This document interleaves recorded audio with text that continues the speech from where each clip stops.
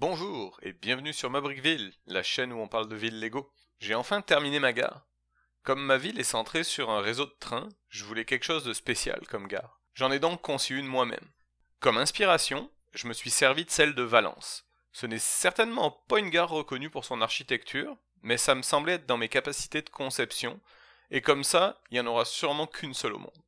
Comme tous les autres bâtiments de ma ville sont des modulaires, je voulais qu'elle soit modulaire elle aussi. On va voir juste après que ça n'a pas été sans poser quelques problèmes. Pour le toit sur les quais, je ne voulais surtout pas de poteaux au milieu. Je ne suis pas ingénieur, mais il a fallu se creuser quand même un peu la tête pour arriver à faire tenir une structure aussi lourde sur seulement 10 poteaux installés sur 2 rangées espacées de 32 tenons. Et pour faire simple, je voulais que les poteaux soient le moins massifs possible. Et comme les bonnes idées viennent rarement seules, j'ai voulu ajouter une verrière sur le toit. En tout cas, assez parlé, je te montre comment j'ai conçu ça tout de suite. Voici à quoi ressemble la gare d'un peu plus près. J'ai voulu beaucoup de fenestration, principalement en façade, mais aussi recréer toutes les moulures et toutes les cannelures qu'on peut voir en haut sur le bord du toit. Le principal défi a été d'avoir un bâtiment modulaire tout en gardant la façade uniforme, sans qu'on puisse voir les jointures entre les différents étages du bâtiment. Les fenêtres ont été vraiment problématiques pour ça, et il a fallu épaissir le haut de l'étage pour y arriver. Souvent sur les bâtiments modulaires Lego officiels, il y a une jointure de couleurs différentes entre les étages. On peut voir les plaques gris clair qui servent de plancher pour chaque étage, et ça crée des lignes de couleurs différentes en façade. Mon objectif était vraiment de ne pas avoir ces lignes. Même si on ne voit pas toutes les jointures entre les étages, le bâtiment est bel et bien modulaire avec le toit qui se soulève et l'étage également.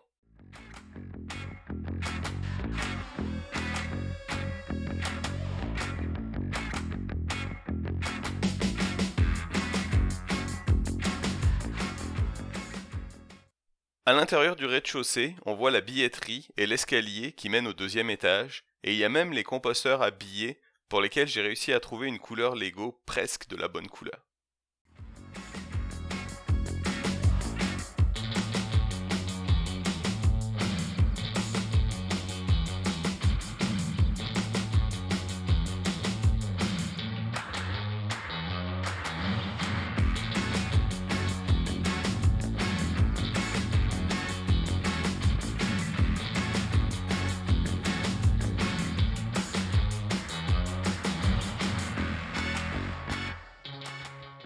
Pour la billetterie, j'ai simplement utilisé une porte que j'ai mise en travers avec des briques avec des tenons sur les côtés, puis j'ai gardé une épaisseur de tuile en dessous pour pouvoir faire la petite fente pour pouvoir acheter son billet bien entendu.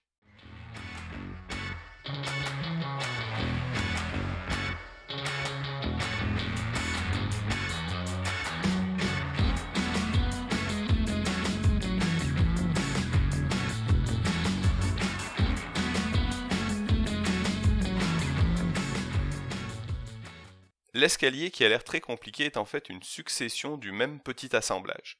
C'est juste ces pièces installées sur une plaque qu'on va venir empiler les unes sur les autres en les tournant légèrement.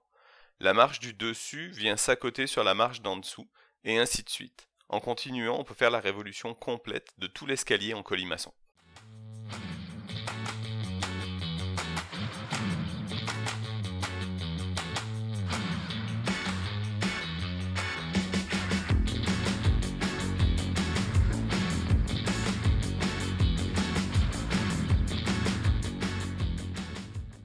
Le deuxième étage est plus détaillé pour l'architecture extérieure, on retrouve les cannelures et des moulures, ainsi que la belle horloge en façade. Pour les moulures, j'ai utilisé principalement des assemblages avec des jumpers et des briques un par un.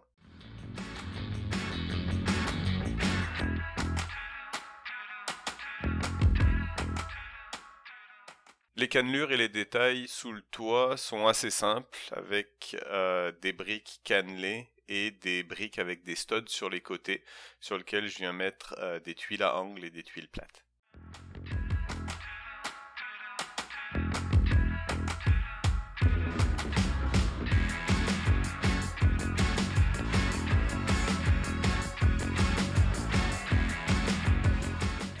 Et histoire de ne pas avoir un intérieur vide, j'ai créé un café à l'étage avec la machine à expresso. Il y a un coin lounge avec des fauteuils ainsi qu'un bar.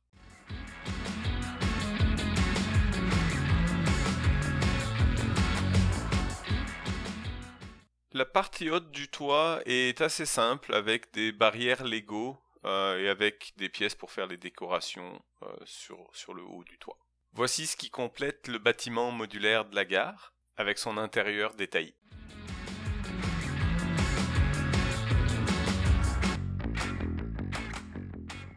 On va maintenant voir le toit qui protège les quais.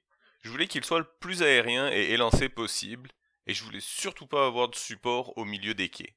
Ça n'a pas été évident de faire tenir cette grande structure de 64 par 32 tenons sur 10 petits poteaux. Elle reste quand même fragile, mais je reste toujours un peu surpris qu'elle tienne aussi bien debout.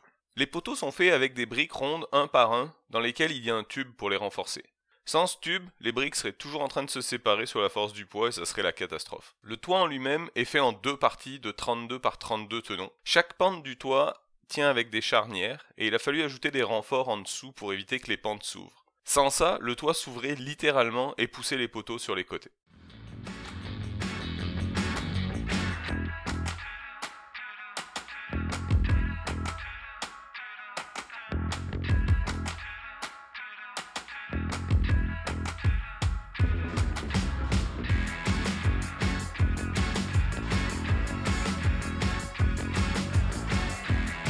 Chaque pente du toit est composée d'une structure qu'on voit en noir et qui permet que tout tienne en place, sur lequel je suis venu mettre des tuiles qui sont purement décoratives et une verrière.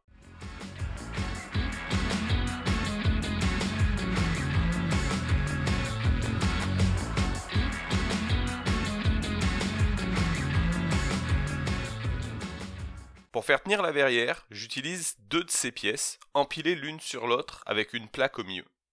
Ça a créé un rail qui permet de glisser les vitres. J'utilise deux vitres l'une sur l'autre car l'espace est un peu trop grand pour une seule.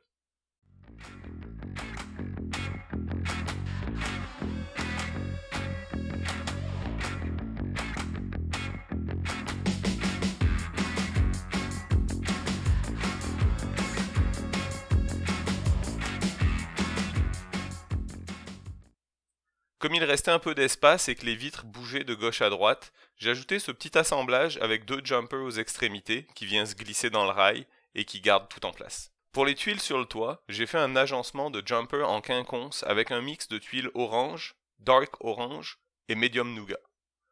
Est-ce que tu trouves que c'est assez ressemblant à un toit du sud de la France?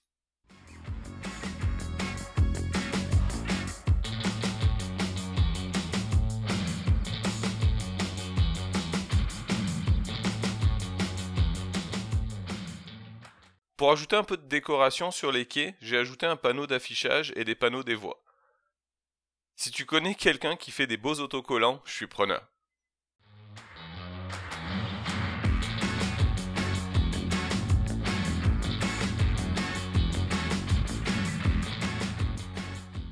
Et voilà, j'ai maintenant une gare prête à accueillir des voyageurs. Si tu te demandes où est-ce que j'ai pu trouver toutes les pièces pour construire ma gare, ne rate surtout pas le vidéo de la semaine prochaine. Je te donnerai tous mes trucs pour acheter des pièces en vrac. Et n'oublie pas de t'abonner si tu veux voir d'autres vidéos de villes Lego. Sur ce, à la semaine prochaine!